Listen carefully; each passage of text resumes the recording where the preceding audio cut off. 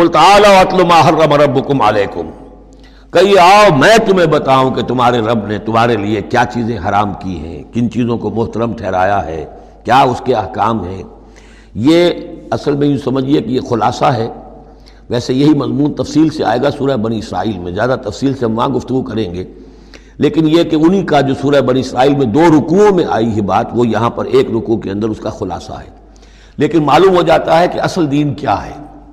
جیسے سورہ بقرہ میں جب میثاق لیا گیا بنی اسرائیل سے تو دین کی اصل بنیادیں آئیں، اسی طرح پھر سورہ نساء کے اندر وہ مقام آیا تھا کہ اصلی دین کیا ہے، دین کی اصل تعلیمات کیا ہیں۔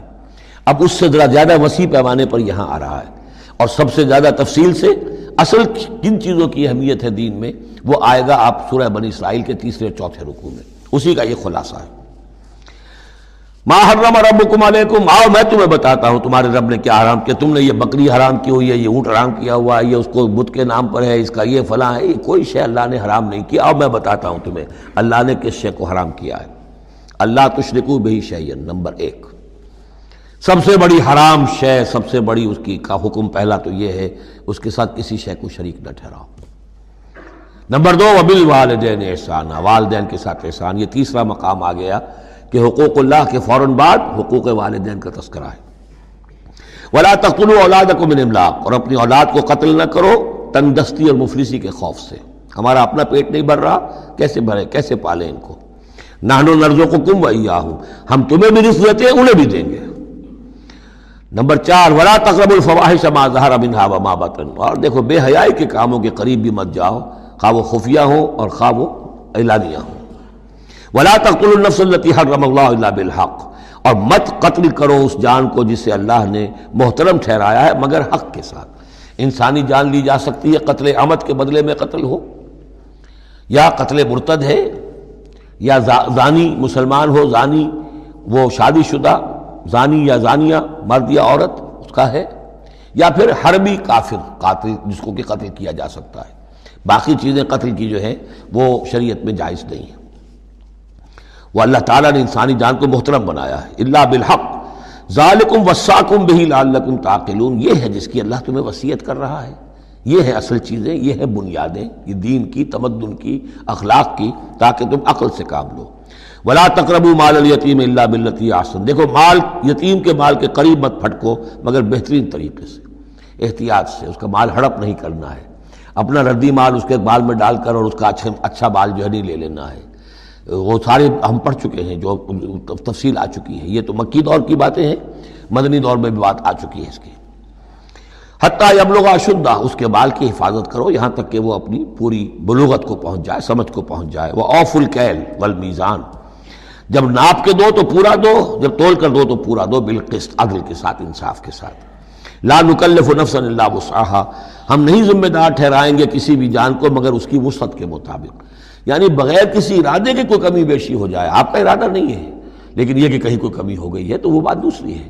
ربنا لا تؤاخذنا ان نسینا او اخطانا، اگر ہم بھول گئے ہوں، چوک گئے ہوں تو ہم سے اے اللہ مؤاخذہ نہ کیجو، لیکن یہ کہ جان بوجھ کر، تو اگر ذرا سی یہ جو ہے ڈنڈی ماری ہے تو یہ بھی در حقیقت اس بات کا ثبوت ہے کہ تمہیں یا تو آخرت کا یقین نہیں ہے یا یہ یقین نہیں ہے کہ اللہ تمہیں دیکھ رہا ہے۔ ایمان کی نفی ہے ذرا سی جنبش کے اندر۔ لا نکلف نفسا الا وسعها واذا قلتم فاعدلوا، جب بھی کہیں بات کرو عدل کی بات کرو، انصاف کی بات کرو، ولو کان ذا قربا، خواہ کسی قرابت دار کا معاملہ ہو، اس میں کوئی جانبداری نہیں ہونی چاہیے۔ وبعہد اللہ اوفوا، اور اللہ کے عہد کو پورا کرو، یعنی جو بھی عہد کیا جائے اللہ کے نام پر، اللہ کے حوالے سے، اللہ کی قسم کھا کر اس کو پورا کرو۔ سب سے پہلے تو جو اللہ سے عہد کیا ایاک نعبد و ایاک نستعین، اس کو پورا کرو۔ جو عہد کیا تھا دنیا میں آنے سے پہلے الستو بربکم قالوا بلا، اس کو پورا کرو۔ ذالکم وصاکم بہ لعلکم تذکرون، یہ ہیں وہ چیزیں جن کی اللہ تمہیں وصیت کر رہا ہے۔ یہ چیزیں ہیں کہ جو اہمیت کی حامل ہیں، یہ ہے انسانی کردار کی عظمت کی باتیں۔ لعلکم تذکرون، تاکہ تم نصیحت اخذ کرو۔ وَأَنَّ هَذَا صِرَاطِي مُسْتَقِيمًا، اور یہ کہ یہ ہے میرا سیدھا راستہ۔ یہ ایچ پیچ پگڈنڈیاں اور یہ لمبی چوڑی جو ہیں وہ جو تم نے بنا رکھے ہیں اپنے گورکھ دھندے، یہ نہیں ہے دین، یہ ہے۔ وَأَنَّ هَذَا صِرَاطِي مُسْتَقِيمًا فَاتَّبِعُوهُ، بس اس کی پیروی کرو۔ وَلَا تَتَّبِعُوا السُّبُلَ، اور اس کو چھوڑ کر دوسرے راستوں پر نہ پڑ جاؤ، فتفرق بکم عن سبیلہ، کہ وہ تمہیں لے کر اللہ کے راستے سے متفرق ہو جائیں، ادھر چلا جائے ادھر چلا جائے، یہ پگڈنڈی ادھر جا رہی ہے وہ پگڈنڈی ادھر جا رہی ہے، تم سواء السبیل پر سیدھے راستے پر قائم رہو۔ ذالکم وصاکم بہ لعلکم تتقون، یہ ہے وہ چیزیں جن کی اللہ تمہیں وصیت کر رہا ہے تاکہ تم بچو یا تاکہ تمہارے اندر تقوی پیدا ہو جائے۔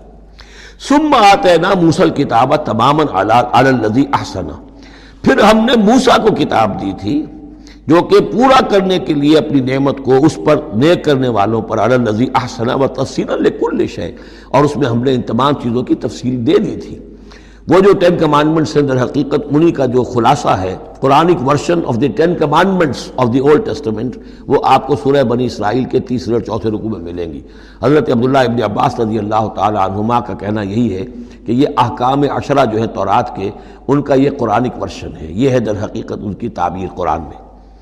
تو یہاں بھی فرمایا پھر ہم نے موسیٰ کو کتاب دی تھی تماما علی الذی احسن، پورا کرنے کے لیے اس نعمت کو کہ جو احسان کرنے والے محسنین کے لیے، وتفصیلا لکل شیء وہدی ورحمۃ، اور ہر شے کی تفصیل پر مشتمل اور ہدایت اور رحمت، لعلہم بلقاء ربہم یؤمنون، اور تاکہ وہ اپنے رب پر کی ملاقات اور رب کے حضور میں حاضری پر پورا یقین رکھیں۔ وہ